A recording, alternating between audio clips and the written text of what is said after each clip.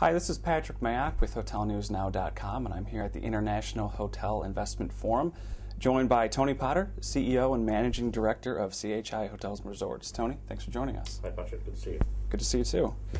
We spoke a long time ago in October, and when we did, we focused a lot on development. I just wanted to know, in that regard, how is CHI's portfolio expanding right now? It has become a little bit more difficult, in present climates. But I mean, we plan to open our new 800-bedroom hotel in Sharm el-Sheikh this year. We'll still do it. It's 2 months delayed. It's that kind of change a little bit. But there have been some hotel developers who have hit financing problems and hit all kinds of issues. But maybe we're fortunate. We haven't actually come across anything yet which is cancelled. We have come across things which are delayed. What are you doing with developers in that scenario? Are you working with them at all to kind of help work through that? Sure. And there's always a workout solution somewhere. But I think it's true to say that people are being far more open in terms of the issues. People are being far more cooperative in terms of wishing to make sure a development doesn't hit further trouble because one of the parties involved in it is in any way playing difficult in this environment. I think you have to adapt. Okay. In terms of that portfolio, what regions are you looking to expand into? Are there any particular areas where you're targeting right now? And we're still very strong, not only in terms of looking at targeting gateways, but in terms of using our association with Wyndham as the management company of first choice to roll out some of their key brands like Ramadas across the Middle East. We're finding that where there's been a tremendous amount of five-star upmarket development, and the Middle East is a good point in question, there is now an interest in the more middle market operations. So we're targeting still major international cities for the main Corinthia and Wyndham brands, and we're continuing to target the Middle East for the more mid-market brands. As a hotel management company, what kind of things are you guys doing specifically to help combat the effects of the downturn from an operational standpoint? Sure. You have to make sure that any costs which have to be reduced, and clearly costs do have to be reduced, doesn't ultimately impact the customer. The customer mustn't pay, so that's the first thing. The second thing we're looking at is obviously cost control. And I think it's like anything, recessions and difficult economic times are a reality check for you. You can always go back into the hotel and find things where you can become more efficient. So they're the main things, but I think the other big issue which just needs to be mentioned is, you have to be careful with your people management in these circumstances because it is tough out there. This is probably one of the toughest that I've certainly seen over the last 25, 30 years. And a lot of people are very good at what they do, but maybe they haven't had the experience of this kind of environment. So we're spending a lot of time with our people, motivating, coaching, not screaming and yelling, but trying to get them to do things. But nevertheless, you still have to get decisions made, difficult decisions made, and you have to get them implemented. So there's also a kind of tough line management stance at the same time. But I think management and leadership is an important thing in this kind of environment. You mentioned kind of reaching out and helping coach some of the people who haven't been through a downturn like this before. In that scenario, what are you telling someone like that? We're trying to get them, first of all, to kind of face reality.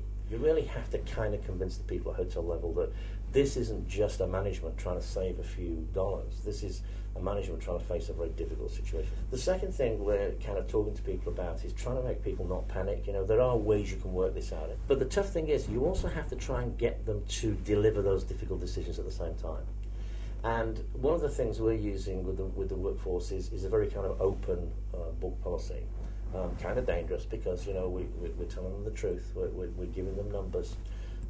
We're making sure that they understand when they do well, this is how the results look. And when they don't do well, this is maybe how they look. So it's a very open and honest approach as well.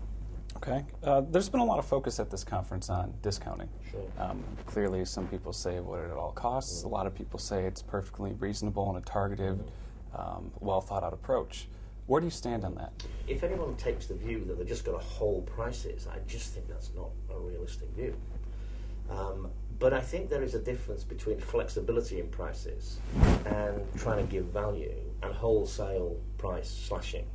And I would certainly say that wholesale price slashing is not the way to go. I think what the customer is looking for is good deals. I think what the customer is looking for is flexibility.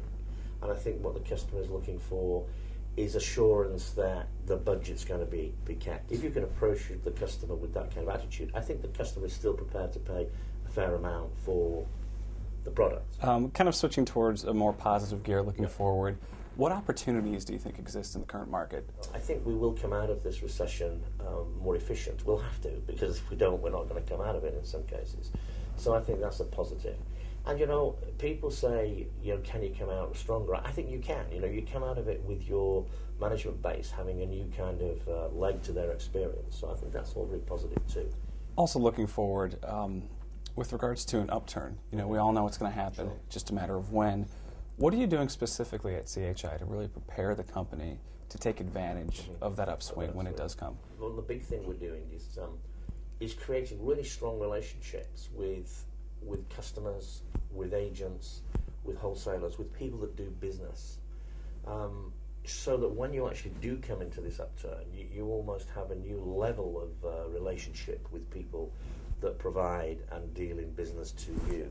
And at the same time, we're looking to take the basic products of the hotels and improve it. So we're spending a lot of time, it sounds very trite, but we're spending a lot of time now doing really good, strong in-house maintenance, getting those things right in a hotel, which not only costs you money if it's not right, in terms of, leaving it go a little bit, but also in terms of giving the customer a fresh new look at the product. So we're kind of using that time well as well. And the big thing as well in all of that, we're actually focusing on training, so that where we have downtime in our business and where we find it very difficult to reduce labour costs even further, because you do hit a kind of ceiling in this situation where a sensible hotelier really can't go any lower, then we're making sure that those staff kind of are utilised by going on to training programs and by getting involved in coaching and training. We're actually training a lot of our staff to train as well at the same time. So there are some positive things you can do to come out of it. Sounds like when it actually does happen, you guys will be in great shape. Well, let's hope so. All right. Well, Tony, thanks so much Pleasure. for agreeing to speak with me. I appreciate it. Nice meeting you.